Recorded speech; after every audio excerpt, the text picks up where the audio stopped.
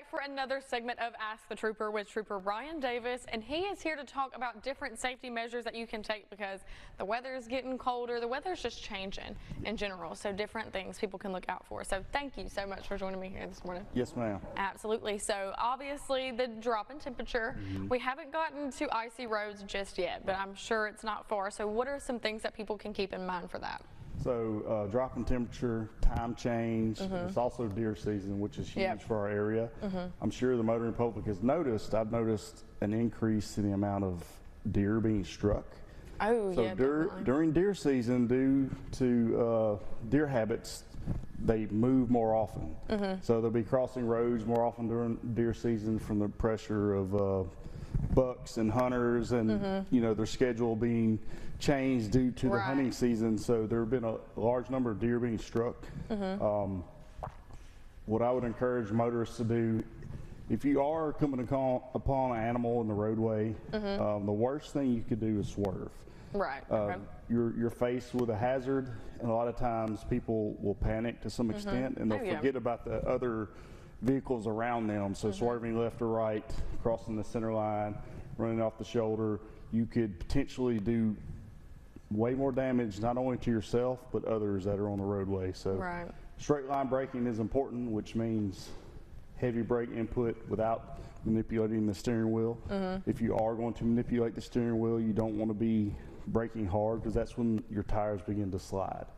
So and people can lose control, spin, flip, that type of thing. So unfortunately, a lot of times it's safer to hit an animal, but you know, it's important that you make it home safely as a driver, and that the other motorists and passengers, either in your vehicle or in other vehicles, do so as well. Absolutely. And so you mentioned the time change, and I did see something on social media, like because it's getting darker a little bit earlier, deer are moving around a lot more, and it's usually whenever people are commuting back and forth from work, whatever it may be. So also keep that in mind. But something else, you know, it gets a little foggy around this time of year. So what are some things that people can keep in mind as they're maybe driving, you know, early in the morning or late at night? So fog, I've noticed personally, it has been more frequent, especially early in the mornings with the temperature change from nighttime to daytime with condensation.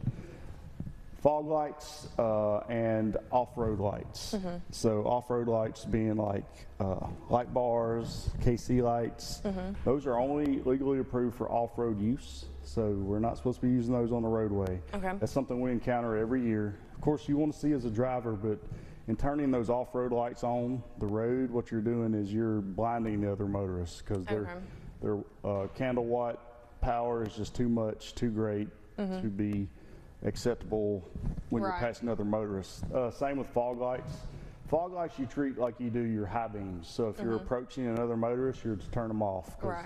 Even though they're not as bright as your headlights, some of the angles at which they are positioned, and then it is something that other motorists are unused to seeing. So anything that's out of place is going to draw your attention, so they can be distracting. And then of course, with the earlier dark fall, it's happening right at peak going home rest time hours. So people, when it is dark, when you are beginning to have difficulty seeing the roadway, make sure you have your headlights on, because you know, there are a lot of hazards that could be entering the roadway or that are ahead of you, or potentially other motorists that don't have their headlights, in turn their taillights activated for driving. So you want to be able to see and make safe, evasive maneuvers if necessary. Definitely. I know usually around this time of year, because I'm usually traveling and it gets darker so much earlier, I have to make sure both of my headlights are still working. So make sure that you go and you get your headlights checked out. Well, Trooper Davis, thank you so much for joining me here this morning, and as always,